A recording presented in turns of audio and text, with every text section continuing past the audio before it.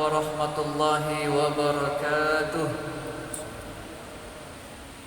Hamdan wa syukran lillah, salatan wa salaman ala rasulillah.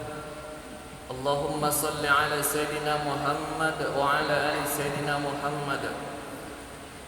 Qala Allah Ta'ala fil Qur'anil Karim, a'udzu billahi minasy syaithanir rajim.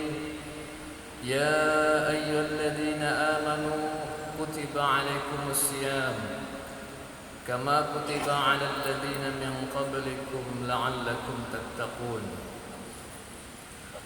Wa qala Rasulullah sallallahu alaihi wasallam, man shama ramadhana imanan wa ihtisaban ghufira lahu ma taqaddam min dhanbi.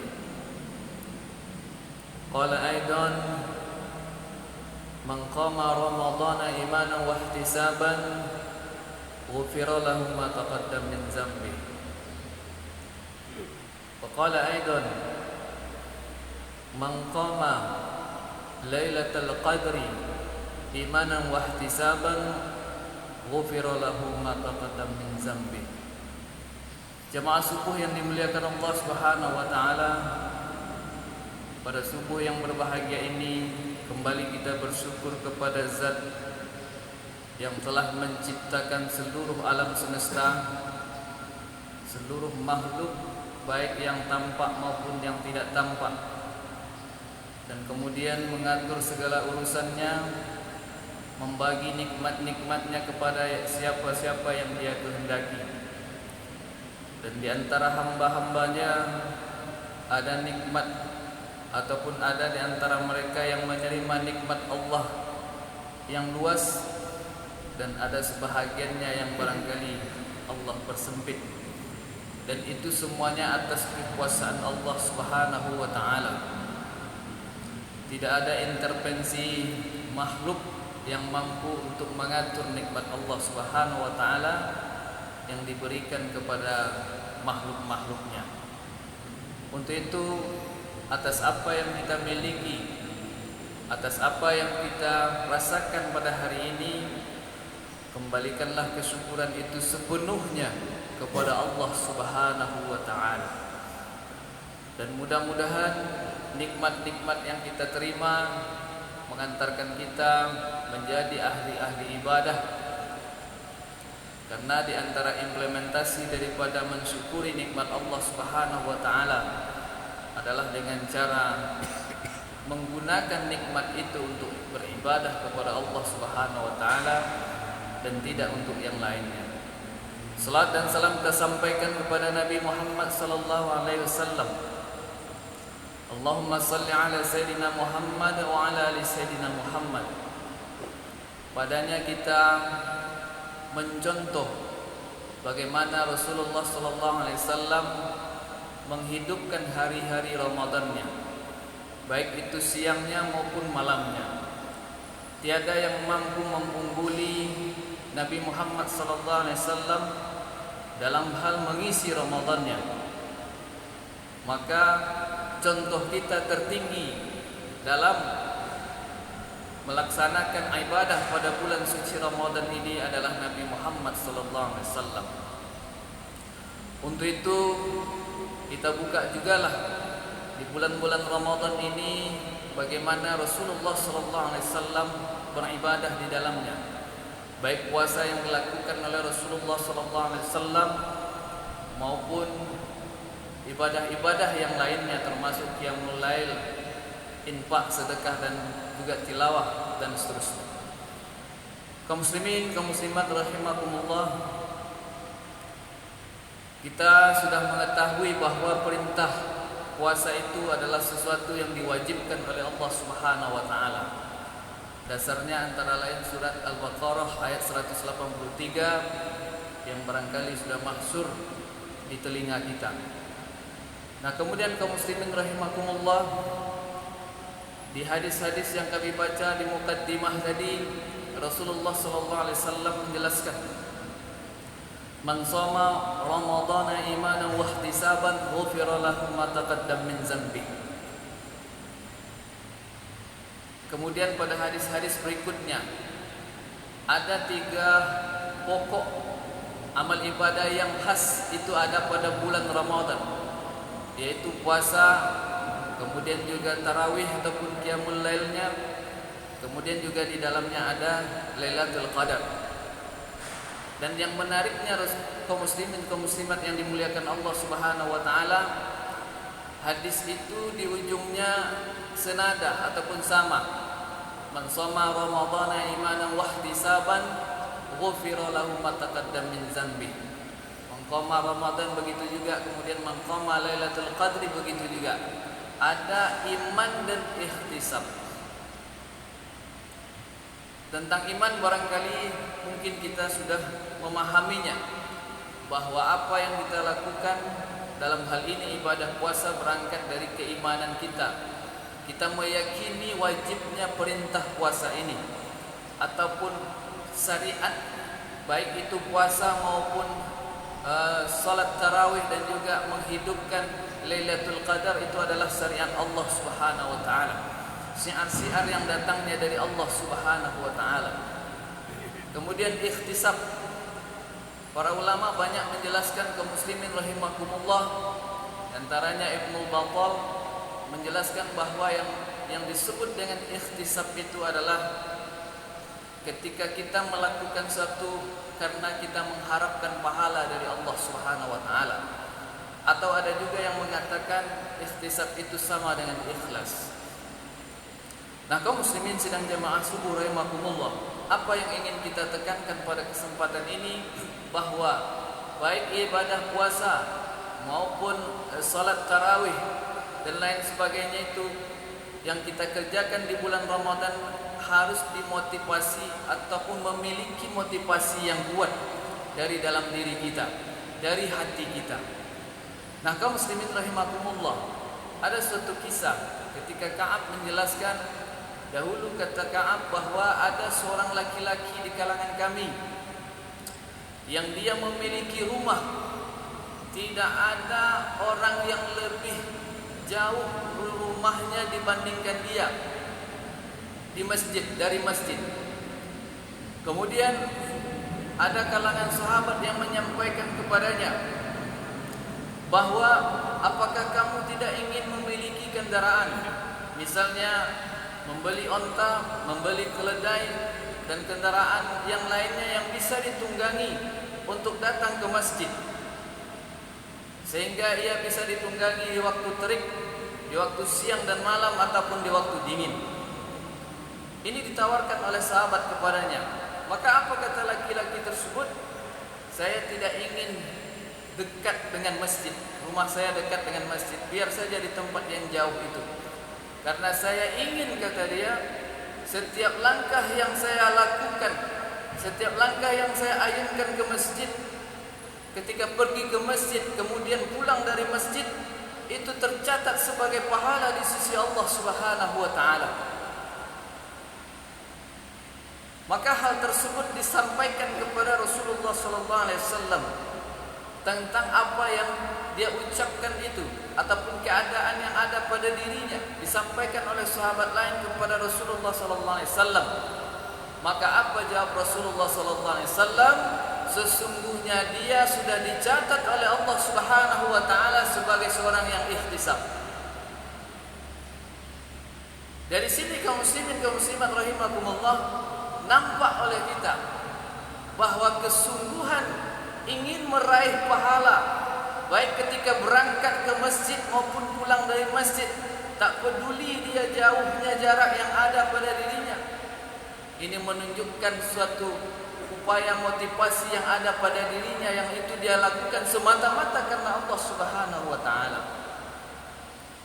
Nah, begitu juga kaum muslimin rahimakumullah, hendaknya ihtisab kita di dalam melaksanakan ibadah puasa. Bagaimana kita betul sungguh-sungguh mengharapkan pahala dari Allah Subhanahu wa taala, sehingga tidak hanya semata-mata formalitas untuk menggugurkan kewajiban saja. Makanya kaum muslimin rahimakumullah, dalam konteks ini, dalam konteks ibadah puasa yang kita lakukan, apa yang disampaikan oleh Imam Ghazali selalu relevan dengan ibadah-ibadah puasa yang kita lakukan. Beliau mengkategorikan bahwa orang-orang yang melakukan ibadah puasa itu terbagi kepada tiga. Yang pertama adalah mereka yang melaksanakan ibadah puasa seperti kelompok orang-orang yang umum, yaitu orang-orang yang hanya sekedar melaksanakan ibadah puasa, sekedar menggugurkan kewajiban, pasang niat, lalu tahan diri dari haus dan lapar, dan juga melakukan hubungan suami istri. Kemudian mereka tidak peduli dengan hal-hal yang lainnya. Ini kelompok yang pertama. Kemudian kelompok yang kedua adalah puasanya orang khusus. Nah, bagaimana mereka itu kaum muslimin rahimakumullah? Di samping dia melakukan hal yang pertama, mereka juga memperhatikan apa-apa saja yang merusak pahala dari puasa. Dan berikutnya adalah orang yang puasa kategorinya orang khusus di atas khusus. Di samping dia melakukan dua hal yang tersebut di atas kaum muslimin rahimakumullah, mereka juga mempuasakan batin mereka. Mereka juga mengontrol lintasan-lintasan yang ada dalam fikiran mereka. Mereka juga memperhatikan apa yang ada di dalam hati mereka. Apakah masih ada perasaan benci kepada sesama? Apakah masih ada rasa dendam, rasa iri dan lain sebagainya? Orang-orang yang berpuasa demikian itu kaum muslimin rahimakumullah, mereka juga memperhatikan gerak hatinya, sehingga jadilah dia berpuasa lahir dan batin. Nah, kaum muslimin yang dimuliakan Allah Subhanahu wa taala, mudah-mudahan kita bisa melakukan puasa ini dengan ikhtisab, betul-betul mengharap pahala dari sisi Allah Subhanahu wa taala, sehingga kita berhati-hati di dalam melaksanakannya. Dan berikutnya kaum muslimin rahimakumullah, hadis Rasulullah sallallahu alaihi wasallam, "Man qama imanan wa ihtisaban ghufira lahu ma taqaddam min dzambi." Siapa, kata Rasulullah sallallahu alaihi wasallam, yang mendirikan malam-malam Ramadannya dengan iman dan ihtisab, maka akan diampuni oleh Allah Subhanahu wa taala semua dosa-dosanya. Ingat kaum muslimin rahimakumullah, janji yang diberikan oleh Rasulullah sallallahu alaihi wasallam tentang pengampunan dosa itu adalah ketika kita sudah utuh melaksanakan baik siam maupun qiyam Ramadan selama 1 bulan penuh, baik itu 29 hari ataupun 30 hari. Jadi bukan hanya sekedar melaksanakannya di awal-awal saja, lalu melupakan bahagian tengah dan bagian akhir. Yang diinginkan oleh Rasulullah sallallahu alaihi wasallam itu adalah melaksanakannya secara utuh. Maka untuk itu kaum muslimin rahimakumullah, yang harus kita lakukan adalah menjaga semangat kita agar semangat kita konstan ataupun istiqomah baik dari awal sampai akhir Ramadan. Dan ingat kaum muslimin rahimakumullah, awal pelaksanaan salat puasa dan salat kita ataupun qiyamul lail kita itu akan menentukan bahagian tengah dan bahagian akhirnya. Karena ini adalah titik start yang sangat penting yang akan berpengaruh. Mengapa demikian? Karena ada suatu kaidah yang juga itu berasal dari hadis Rasulullah sallallahu alaihi wasallam, siapa yang melakukan amal kebaikan, dia akan diikuti oleh amal kebaikan berikutnya. Dan siapa yang melakukan keburukan, dia cenderung akan diikuti oleh keburukan-keburukan berikutnya. Nah, kalau kita sudah mengawali Ramadan ini dengan suatu yang baik, kita sudah mulai puasa dengan betul-betul serius menjaganya, lalu kemudian kita juga sudah melaksanakan qiyamul lail awalnya tadi malam, dan hari ini, pagi ini kita melakukan sholat subuh secara berjamaah. Ini adalah titik start yang sangat luar biasa. Insya Allah orang-orang yang demikian, kalau dia istiqomah di tengah dan juga di akhir Ramadan nanti, insya Allah mereka inilah yang akan mendapatkan ampunan dari Allah Subhanahu wa taala. Lain ceritanya kaum muslimin rahimakumullah, jika di awal-awal Ramadan saja sudah malas-malasan, tentu akan lebih sulit lagi pasca ini. Nah, idealnya grafik yang ingin kita ciptakan ataupun yang ingin kita lakukan selama Ramadan ini adalah bagaimana grafiknya dari awal setar dengan nilai yang standar, kemudian selalu meningkat sampai di akhir Ramadan. Seperti itu idealnya kaum muslimin rahimakumullah. Maka untuk itu lakukan amal berikutnya lagi. Setelah kita melaksanakan solat yang ada selama 5 waktu yang sedang kita lakukan, setelah itu mari kita ikuti dengan tilawah Al-Quran. Pastikan hari ini minimal kita selesai 1 juz. Karena kalau hari ini kita tidak selesai 1 juz, akan sulit di hari-hari berikutnya. Kecuali kalau ada perubahan niat yang ataupun komitmen yang luar biasa, maka insya Allah akan ada perubahan. Tetapi sekali lagi harus kita upayakan awal berangkatnya ini lebih ataupun sudah memenuhi standar, jangan sampai di bawah standar kaum muslimin rahimakumullah. Dan kemudian berupayalah kita untuk menjaga qiyamul lail kita ataupun solat tarawih kita setiap malam, baik secara berjamaah ataupun tidak berjamaah. Baik bisa kita lakukan pasca solat isya maupun nanti mungkin karena kesibukan kita baru bisa kita kerjakan di tengah malam, ya, dan lain sebagainya. Tapi yang jelas jangan sampai satu pun malam Ramadan itu yang kita tidak solat tarawih. Inilah yang dinamakan dengan maqama Ramadhana imanan wa ihtisaban ghufira lahu ma taqaddama min dzanbi. Jadi yang pertama puasa kita lakukan dengan iman dan ihtisab, kemudian salat tarawih dengan iman dan ihtisab. Dan berikutnya kaum muslimin rahimakumullah, hadis yang ketiga yang kita bacakan tadi, maqama lailatul qadri imanan wa ihtisaban ghufira lahu ma taqaddama min dzanbi. Sahih Bukhari nomor 1901. Apa kata Rasulullah SAW? Siapa yang mendirikan malam Lailatul Qadar dengan iman dan ihtisab, maka dia akan diampuni oleh Allah Subhanahu wa taala dosa-dosanya yang telah berlalu. Sama kaum muslimin rahimakumullah, maknanya bagaimana kita serius menghidupkan malam Lailatul Qadar untuk mendapatkan pahala. Walaupun ini sesuatu yang barangkali masih beberapa waktu lagi, tapi harus kita persiapkan dari sekarang. Para sahabat dalam riwayat, mereka apabila masuk malam-malam Lailatul Qadar ataupun 10 akhir Ramadan, mereka akan mandi sebersih-bersihnya, memakai pakaian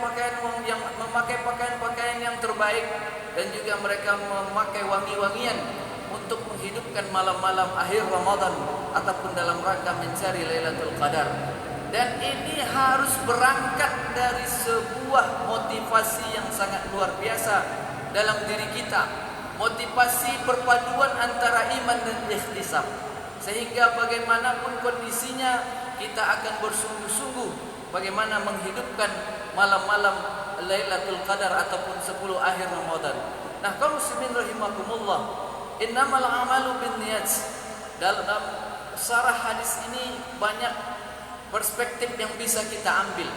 Namun di antara poin yang juga bisa kita kemukakan kaum muslimin rahimakumullah, bahwa seluruh amal itu tergantung dengan apa yang ada dalam hati kita. Kalau hati kita sudah dari awal menyepelekan amal-amal yang ada, ibadah-ibadah yang ada, maka sulit kita untuk serius dalam pelaksanaannya. Maka berangkatlah dari hati kita, bagaimana kita memandang ibadah bulan puasa di bulan Ramadan ini ataupun amal-amal yang lainnya. Ini adalah sesuatu yang sungguh luar biasa, yang betul-betul kita harapkan kedatangannya. Karena kita membutuhkan ampunan dari Allah, membutuhkan pelipat gandaan pahala dari sisi Allah Subhanahu wa taala, membutuhkan diri kita terbebas dari api neraka, dan kita juga butuh di yaumil akhir nanti kita dimasukkan ke dalam surga oleh Allah Subhanahu wa taala. Dan itu semua insya Allah ada di bulan Ramadan ini. Maka jangan sia-siakan kesempatan ini kaum muslimin rahimakumullah. Tak ada satupun di antara kita yang hadir pada kesempatan ini yang bisa menggaransi akan bisa berjumpa dengan Ramadan berikutnya. Mari kita buat perencanaan yang maksimal untuk amal ibadah kita, dan tentunya bukan hanya tinggal di atas kertas saja ataupun sebagai angan-angan saja, namun betul-betul kita amalkan selama sebulan ini. Dan mudah-mudahan yang paling penting lagi, libatkan Allah Subhanahu wa taala. Berdoa kepada Allah agar Allah memberikan kita kesehatan fisik, kesehatan rohani, sehingga kita dibantu oleh Allah Subhanahu wa taala, dimudahkan oleh Allah Subhanahu wa taala untuk melakukan amal-amal di bulan Ramadan ini, baik siamnya maupun qiyam dan ibadah-ibadah yang lainnya. Wallahu a'lam. Afa minkum subhanakallahumma wa bihamdika asyhadu an la ilaha illa anta astaghfiruka wa atubu ilaik. Billahi taufik wal hidayah. Wassalamualaikum warahmatullahi wabarakatuh.